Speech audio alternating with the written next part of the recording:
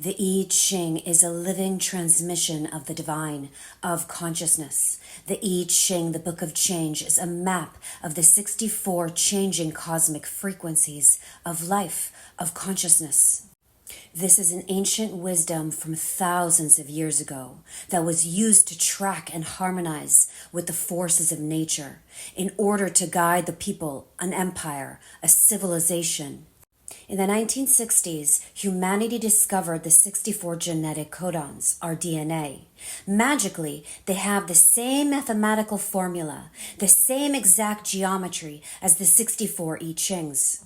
Every 6 days, the sun activates one of these 64 I Ching frequencies, which activates within us a corresponding genetic codon, which stimulates our consciousness, the theme of the life.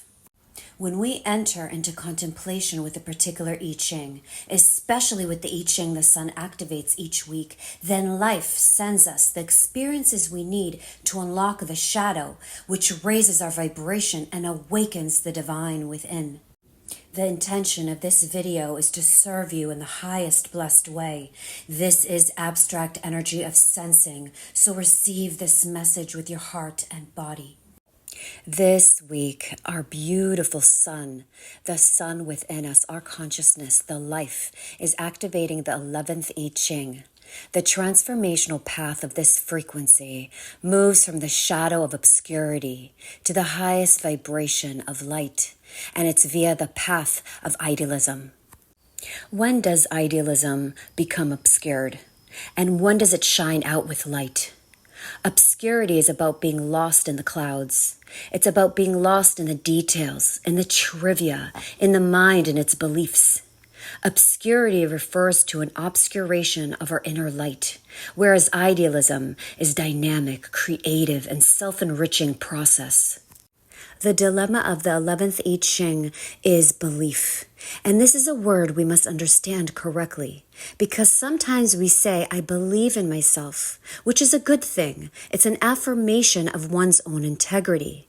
But then there is this idea of belief as a rigid inner system in coping with life. Carl Jung said it best in a famous interview. The interviewer asked him, "Do you believe in God?" And Jung replied, "I don't believe, I know." So the 11th shadow is about believing in your own or someone else's propaganda. At the shadow frequency, we are easily led to other people's obscurity, to their belief systems. So for example, institutionalized religion is a net of beliefs designed to lift us out of fear and give us an ideal to strive for. It's a noble goal, but unfortunately, it tends to create more slaves than rebels. If you have the 11th I Ching in your energetic profile, or you're in deep contemplation with this frequency, take a hard look at your tendency to be drawn into systems or ideologies that promise the light.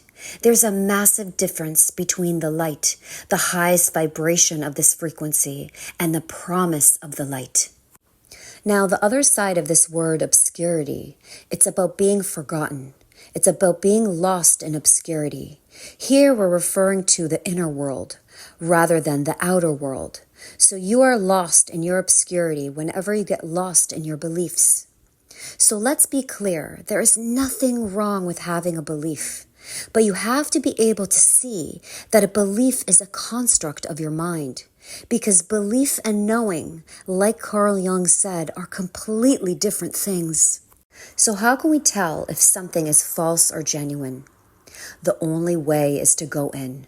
You go down into the rabbit hole, into the system or the teaching, and your experience is what will show you.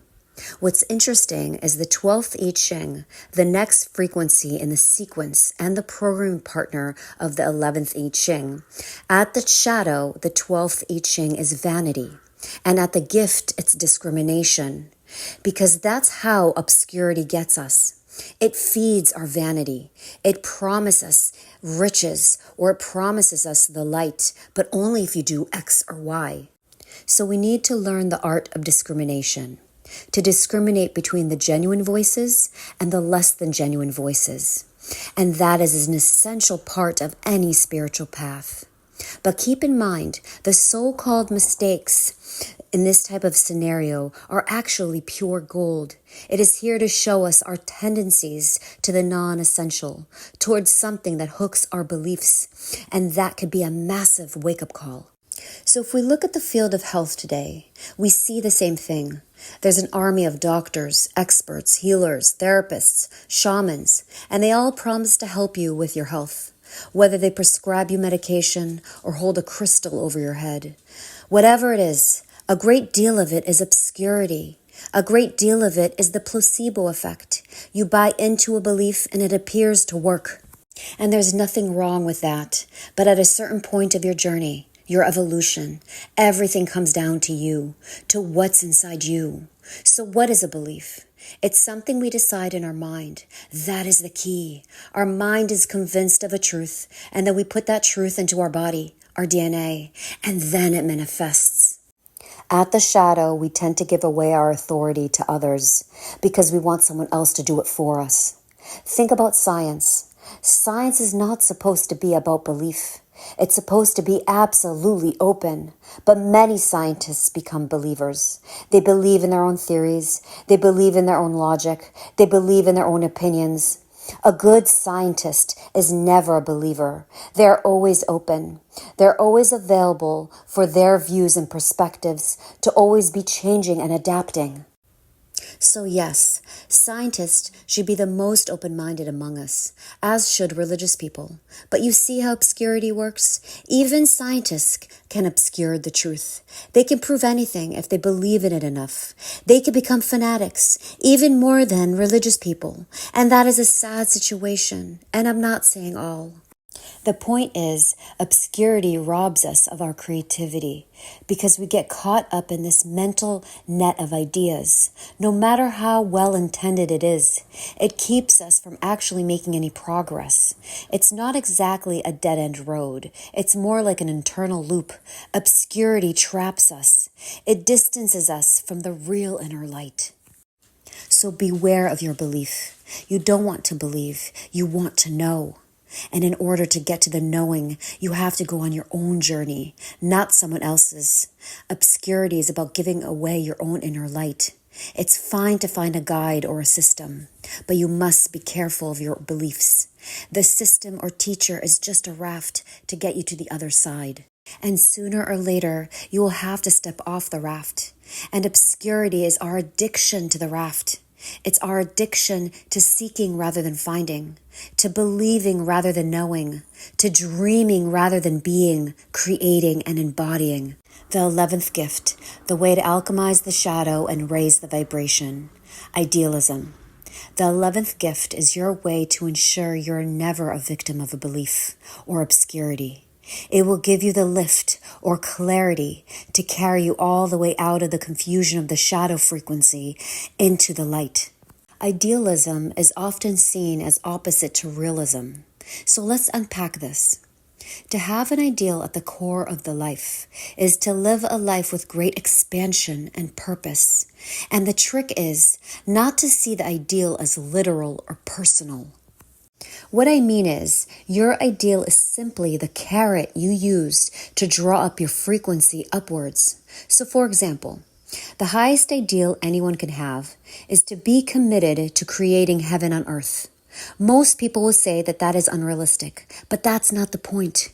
When we strive for the very most highest ideal, the most outlandish ideal, then what happens is our energy begins to organize itself around this ideal. Obscurity is when we get caught up in the expectation. The 11th I Ching operates through the right brain, through symbols, through archetypes. So you have to be careful of becoming a victim of a literal or fixed fantasy or dream. The point is, the ideal itself carries the light into our DNA, and it ignites the light within our DNA, and that's how the 11th gift works. The ideal energizes us. It illuminates us. It enlightens us. It gets us out of bed in the morning with enthusiasm. It's the mental, emotional, and physical shell in which we pour all our highest aspirations. Your ideal animates the life. So the higher and richer you can make it, the more power you will have in the life. If you remember, the program partner of the 11th I Ching is the 12th gift of discrimination, which is the power to use the ideal without being caught in the dilemma of believing in it literally. So for millennia, the mystical teachings have used the idea of the divine ideal as a technique to raise the frequency of our consciousness. The ideal is real at the citic level of light. As you will see, it's already here. But we need to learn to detach our ego from the ideal. That is what spiritual maturity is, to see through the spiritual ego.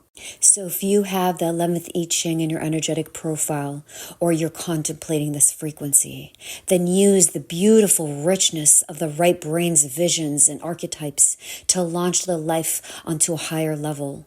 That is your greatest gift, to catch others on fire with the light that burns in your heart. Your gift is your heart, your love, your devotion. It's not your ideal. It's your willingness to stay open to knowing that anything is possible. This creates such a powerful field in the world. It's not about the brand. It's the product, and the product is you. The ideal is simply the delivery mechanism. So the true idealists know this deeply in their being, and it's what makes them deeply realistic. And that's the beautiful paradox of the 11th I Ching. The 11th city, the highest vibration, light. Many of you listening to this will be familiar with the Hindu notion of the world being seen as the Maya, as an illusion, or a construct created by the mind. To many in the physical world of object and matter and cause and effect, this seems like a distant and dreamlike notion at best, and some may even see it as a colorful metaphor. The thing is, it's true. The world the most of us see and experience is not the real world. The real world is of pure light. I'm talking about the light of consciousness. Pure awareness extinguishes all the shadows into the light of consciousness. And that's you. You are the light of consciousness. I empower this week to create space, get to higher awareness, notice your thoughts, feel all the sensations fully that come up in the body this week. Shine the light of awareness to your beliefs. Create space. Create a pause, which will allow the right brain's visions to bring in the peace, the light, the clarity to the whole of life. Be blessed.